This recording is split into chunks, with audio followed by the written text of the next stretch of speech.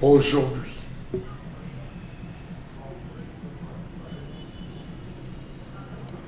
Merci à la régie de nous faire voir le barrage du lac d'eau. Voilà le barrage du lac d'eau aujourd'hui, censé alimenter la région du Nord. Voilà à quoi ressemblent les eaux de ce barrage. Voilà ce qu'est devenu le barrage de lac d'eau, envahi par la jacinthe d'eau. Le projet de lutte contre la jacinthe d'eau et les autres plantes aquatiques envahissantes au Cameroun avait fait l'objet d'un projet. Ça, c'est le barrage à l'époque, quand on se battait encore. Le barrage de lac d'eau avait fait en 2016, notamment mars 2016, l'objet d'un projet initié, celui de lutte contre la jacinthe d'eau et autres plantes aquatiques envahissantes au Cameroun. Les ministères s'étaient mis ensemble, on avait énoncé des fonds pour pouvoir lutter contre la jacinthe d'eau qui véritablement menaçait les différents courants marins.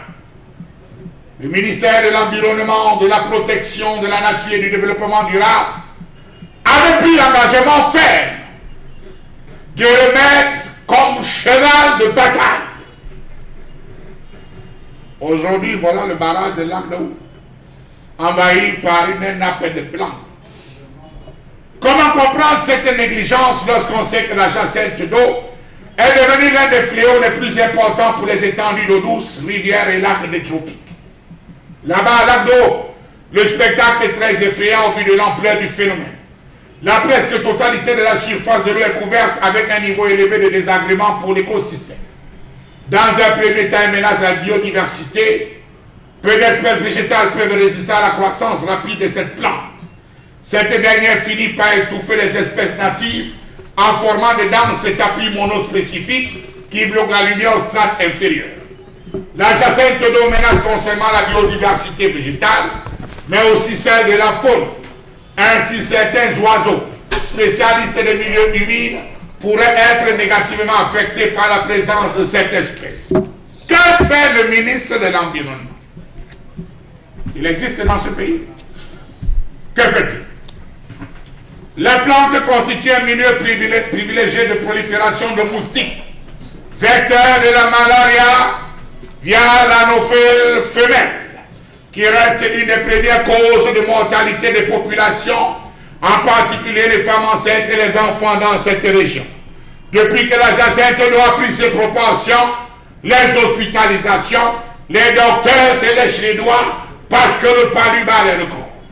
La plante constitue un lieu privilégié de prolifération des moustiques, qui reste, il faut le dire, la première cause de mortalité. La jacinthe d'eau est un danger pour l'environnement. La jacinthe d'eau et les plantes aquatiques envahissantes comportent de nombreux effets néfastes sur l'environnement. Elles favorisent l'ensablement des flancs d'eau, leur rétrécissement, voire leur disparition, entraînant la détérioration de la qualité de l'eau, empêchant le passage des rayons lumineux et par voie de conséquence, la disparition de certaines espèces piscicoles ainsi que la navigation fluviale. Comment feront les pauvres pêcheurs et leurs pirogues? C'est vrai qu'en dessous, on a des carpes, certaines espèces aquatiques qui se développent via la jacinthe, mais n'a-t-on besoin que de cela?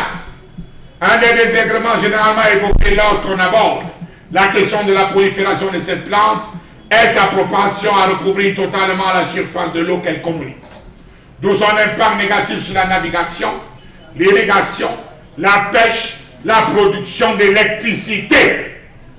Ah, ça c'est le dernier point. On ne peut plus produire l'électricité, c'est fini. On ne peut plus produire l'électricité. Comment feront les populations de l'extrême nord?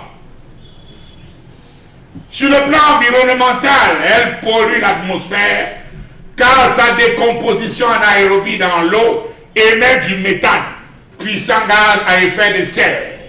Aussi, les proportions importantes dans lesquelles elle se développe mettent en danger la biodiversité halieutique du lac Elle provoque un changement substantiel des propriétés physiques et chimiques de l'eau.